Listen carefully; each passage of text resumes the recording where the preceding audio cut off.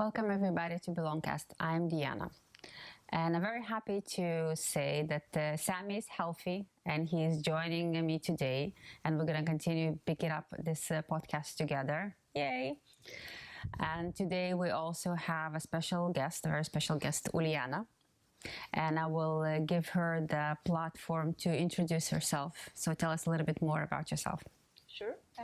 Hello, everyone. My name is Uliana Matyashovska. I'm founder of Tech Connect. This is the technology community in Almere. I also founder of Cogniflow, the AI outbound automation startup. So I'm from a two world, from a startup and a community one. I'm really happy I'm here. Thank you very much for the introduction and for the invite. So what brought you to Almere? Let's start with that one. I wanted to study my master degree, so it brought me to the Netherlands with two kids and husband. And then we just tried to find some space to live.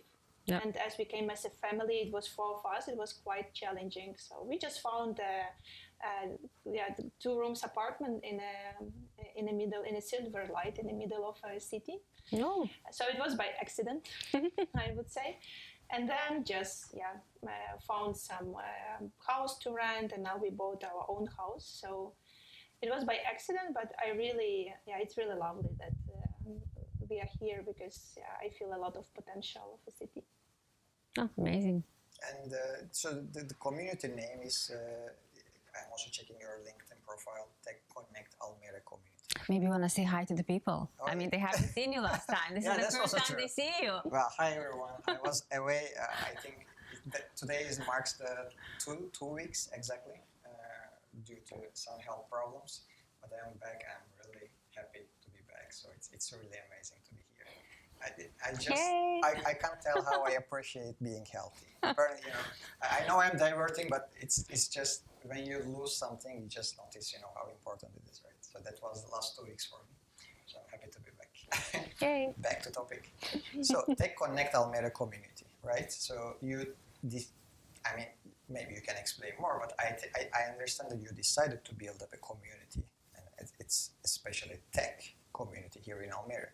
So because Almere is also, many people in Netherlands think that Almere is like a commute city to Amsterdam. So what made you or what led you to the decision that, okay, I have to build a community here in Almere, not somewhere else? Yeah. So I think the main idea why I wanted to build the community is to do it for myself. Because I'm in a tech from the university time, so always working in different tech companies and product companies. And I really a social person, so I really wanted to have and socialize and meet people. But because I was studying in Amsterdam and living here, and I have 2 small kids, it was really hard to go to the events in Amsterdam, because then I need to arrange the whole evening, and I need to discuss it with my husband. He stays with kids, and and I'm out totally from 5 or from 6 till noon. And it was quite challenging because also I realized, it's nice, you are meeting people and you have nice connections, but then they are from cities all over the Netherlands. Mm-hmm. So it's really hard to build friendship. It's really hard to meet people with whom you can really, keep the contact. And during the one event, one lady, Karina, she's also from Ukraine, she told, why you will not do your own community? And I'm like, it's a silly idea. One day after, I was texting only one person I knew in Almere. It's Anthony. Anthony, do you remember me? We met 1 year ago. I want to do the tech community. What do you think? And then let's go to office. Let's come to office tomorrow. Let's discuss. So it was from a deep loneliness. And also that I only knew in 3 years, maybe 10, 15 people just because of the kids and school. And I kind of lose all my connections and a lot of friendships along this relocation. I didn't realize it, to be honest, in the beginning when I relocate. I made the decision for relocation that it was so hard. So I decided that, okay, I need to do something. because I was thinking one day, if I will go through the middle of an Almere and I will die, no one except my husband, 2 kids will will cry because of it, because no one knows me, and the community was driven by loneliness. Why it's in tech? Because I'm from tech and I really like to connect people with this topic, and also it's nice thing to be connected around. So we started with sales, marketing, and owners community, like uniting like a more on the operational and business side. But now we have like a tech people, we have people from different industries who really want to learn about tech as well. So community is really growing. It's amazing. It's really amazing to see how things happen from isolation and loneliness. And I'm also really appreciative of that you also have this character that some of us here in the community as well, that kind of, you didn't wait for somebody to give you something. You said, just screw it. I'm going for it. I'm done being by myself. I just want to have community. I want to have the same people with me. And so it's amazing. I tried to find, but I just found some small initiatives, or really Dutch-speaking initiatives, and I'm still learning Dutch. So for me, it's a little bit challenging.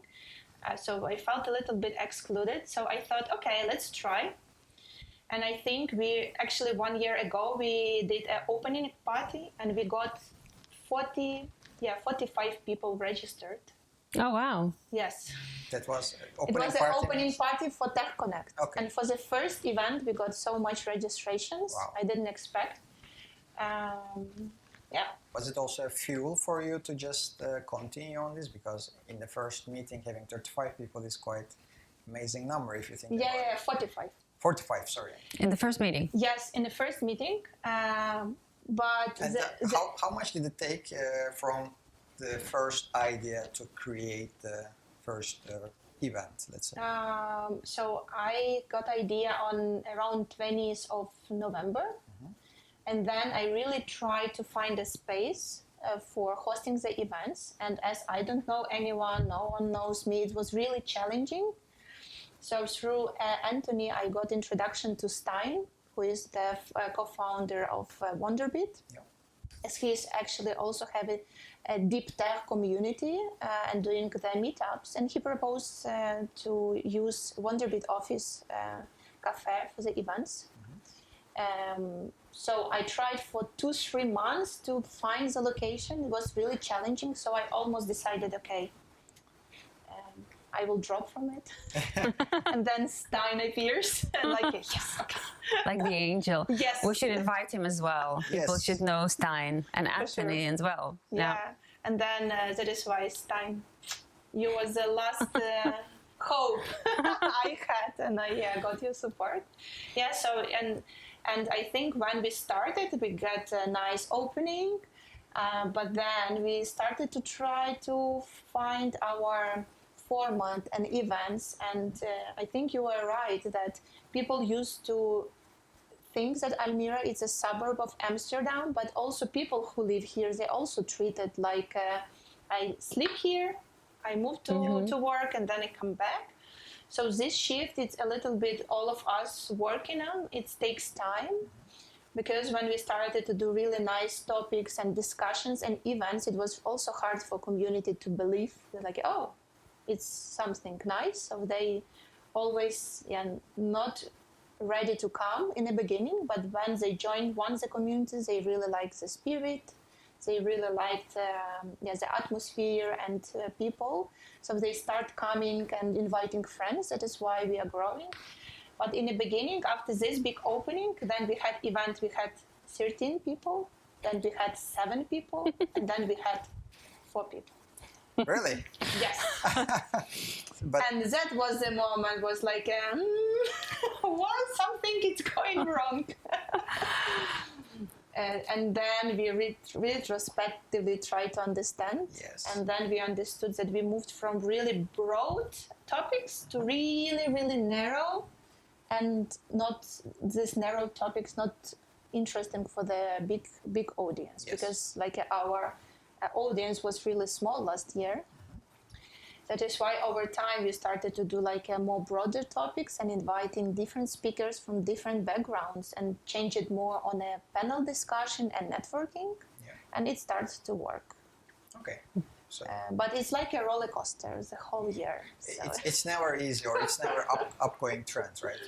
There's ups and downs, and as you said, you just look backwards retrospectively and see what could have been done better or something like this, and then that always ask questioning and then make it better next time. And we always ask like a community. So I setting the surveys, what you would like, how you would like. No one fill it in. Yes, people really have survey fatigue. Yes. We also try to do that, and it's like It's difficult to get engagement from the people, right? Yeah. So do you have any idea about how to cope with it? So that is why on our like a kickoff party, remember we did a Mentimeter. oh yes, So I told, okay, over here I have like 40 people. You will not escape. You will not get any food, any drinks, any networking. you're filling it up. Yes, Now. I have a survey. The Connect escape room. Yes. So we just drafted 6 or 7 like questions, and they scan the QR code, and right away I ask questions, and they fill in it like what is community for you? Yeah. Why you're buying tickets in the last minute? I already painting my hair. It gives me a lot of gray hair. I'm doing it for the community, you know, and I got some answers, to be honest. So I just, I have an event, and right away it's a questionnaire for 5-10 minutes to grab this information from people and then to incorporate it. Because through the social media or surveying, it's impossible. Yeah. That's a great idea. I mean, maybe you and I should make a survey, and kind of like in one of the events that we go, just corner people somewhere. You're gonna do it now. Yeah. The difficult part is you have to get the people inside the event to question them. So, Yeah. If you can do this, I think you can also. And now I decided, okay, with community manager Kate, that we will do it every week, every event. Yeah. Because, for example, when we ask, okay, why you're not buying the tickets, and they told, yeah, because I don't know the schedule, so they didn't feel the urgency, right? So like, Yes. I can always jump in, right? But for me, it doesn't really matter where I will do it. I have a small opportunity to do it in a small hall, like in a small cafe of Wonderbit. But if it's big event, then I need to go to Inner Valley, for example, and ask for a place over there. So for me, it's a lot of dependency, right? Because I don't have any own space. But for people, they didn't feel It's coming. It's coming. Yes. It is. We should mention that too. It's coming. It's coming. We will have our own space. It's really important. Yeah. And then we just incorporated 2 tickets prices. Early bird, like 20 euros, and when you are late, then 30 euros. And this 10 euros gap make a lot of difference, I would say. Yeah. Did you see any changes in purchasing? Yes. I think people, and especially when you're saying like today is the last day, you can get an early bird. Ta-da! Okay. People sign in because of like if we're doing it self-sustainable. So in the beginning, it also it took up to 4 months because everyone told me events should be for free. Everyone used to have events for free. It's always founded by some tech companies. And I told, yes, but I don't know people in Almere. I cannot come and ask someone for something because, I don't know everyone and no one. And yeah, it's hard to do it in the beginning. And it was, I don't know, maybe a couple of weeks. I was like, I want to start, but I don't know how we finance it. And then I just, okay, we will have a tickets. It's not expensive. And in Amsterdam, you're buying tickets for 100 euros to go for event. So we will have a smaller price, just enough to buy food, drinks, and snacks, and then everyone will enjoy the evening. So we started right away from a paid events, and it works. So it's actually enough to pay for event management. To cover the cost. Yeah, to cover the cost of an event, but not for the full event management. I still financing it from my business to have a community manager, but I really enjoy it. So I think it's really important contribution for the city development. It's amazing. Now, what surprised you the most about building the community? Okay, I can send you as an example. Ooh. If you will build such community in Ukraine, because I'm from Lviv, from Ukraine, and we have a lot of tech companies. So if I would come to any company, say, I'm building the community, we need to have a place to host, we need to have some drinks and snacks, they just will open up the doors. Because for them, it's a branding. Mm-hmm. For them, it's opportunity to meet people, to hire people. It's also the brand. So it's really easy. Even I was working as a head of partnership. I didn't hold really high position, but if they see the nice idea and the approach I can take, they will open up the doors. In Almere, the doors was totally closed. But I think it's just something you need to learn. So right now, as we are building the community, it's different because people see the intentions, they see the professionalism we put in the events, and they see that really the most important thing is a connection of people. And I really, I feel like people coming first time to event, I feel already them like a friends, I can hug them because I really love it. That is why over here I understood, okay, I need to build something to show what we are doing, how we are doing, and then people will be more open. And I think that's totally okay. It just was not something I expect to. Yeah. Because I'm like, I am in a software for more than 10 years, so I will do it quick. No. And so talking about this, because you also mentioned in the beginning you were targeting too broad topics, maybe also. Not too narrow. Too narrow in the beginning. Okay. Yeah. Okay. I misunderstood Yeah. then because I thought I understood that started with bigger audience, then started narrowing it down, which made which made the audience to grow, right? Yes, right. Then you started to make it bigger again. So based on this, your crowd that you are targeting, your audience, right? Target audience. Who actually the Tech Connect community targets as an audience? Mm-hmm. Audience. That's what I'm trying to understand. So, can a student that is just educating in a high school in a tech area can also come to your events and learn something from it, or is it just a networking event, or is it always have to be people who are deep down in the tech, geeks like they know everything about tech should come? So I'm trying to understand what's your target audience. Yeah, so about the audience, it's more like established specialists. So we have people who work for tech companies or in the hardware as well, but more in the sales, marketing, go-to-market areas. As well, now we start to engage more and more founders, startup founders, but also the company founders. I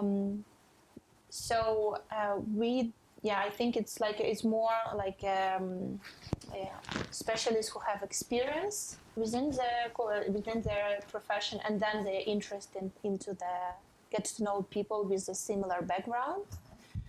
I still have a feeling that I want a little bit to push the education and some approaches on a community, and a community like, no, we just want to get to know people, But because they have the same technology surroundings, and for them it's really easy to get to know each other. So they have some similar thing, like working in the technology companies. Mm-hmm. So they really easily get to know each other.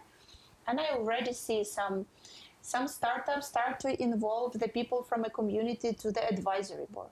Someone started to ask for consultancy for some specific area. And I also trying always when I get to know a person, always start to understand the person background. If I know that it will be relevant, always do the introduction to each other or to the businesses, to the startup. Because I think it's really important, especially for people, because some time ago when I was the sales manager, I treated people by their titles, like a LinkedIn title. Okay, I will address you. And now when I'm here, I really understand it's always about personality. It's always about person. Does this person have this personal life, professional life, some personal goals?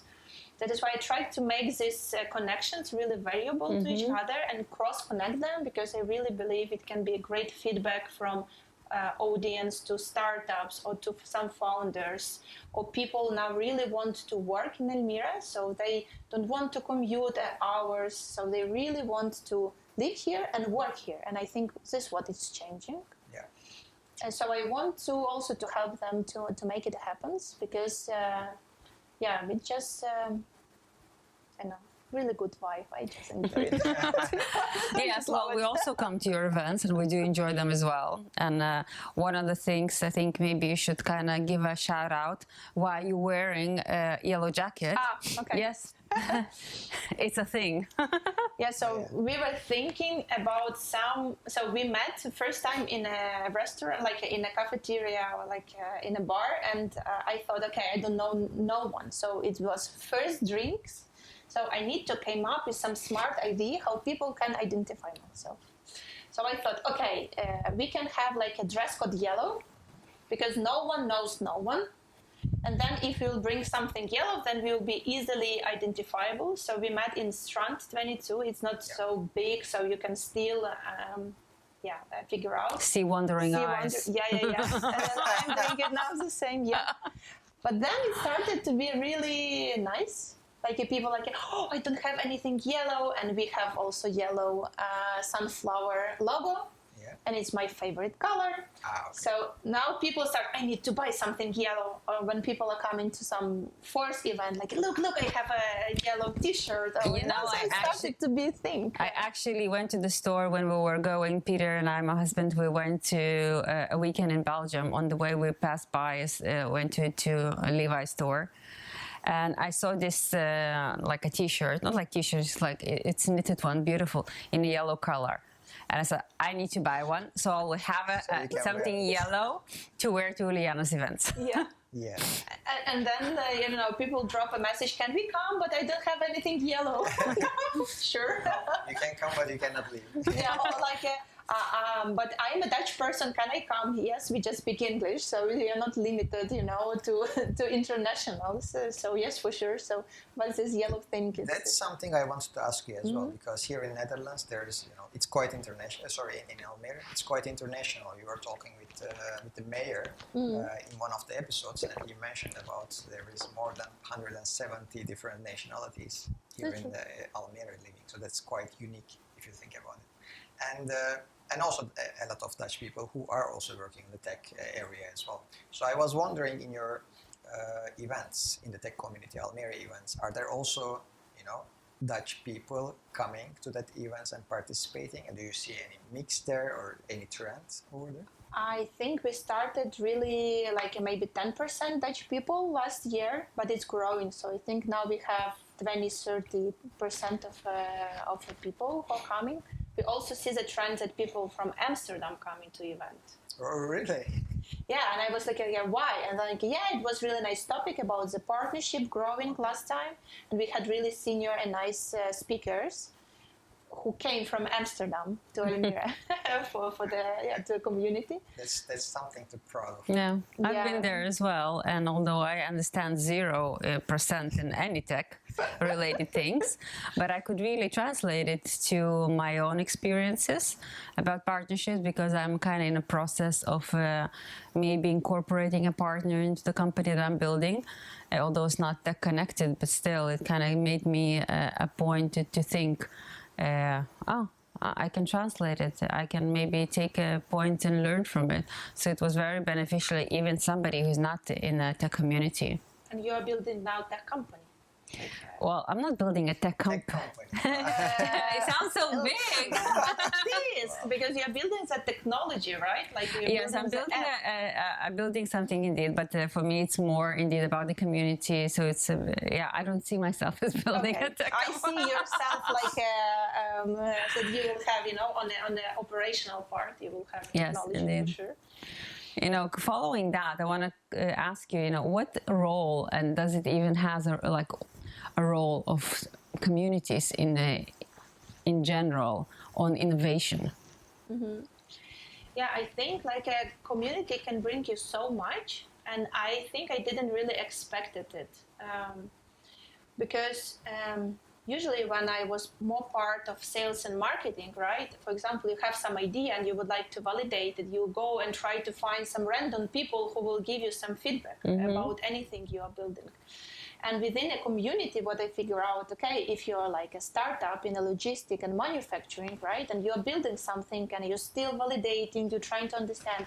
And over here, we have a people who are responsible for, you know, some community members who is responsible for supply chain or have any experience in a logistic or manufacturing. And then they just have this great background because it's their own, like a main profession.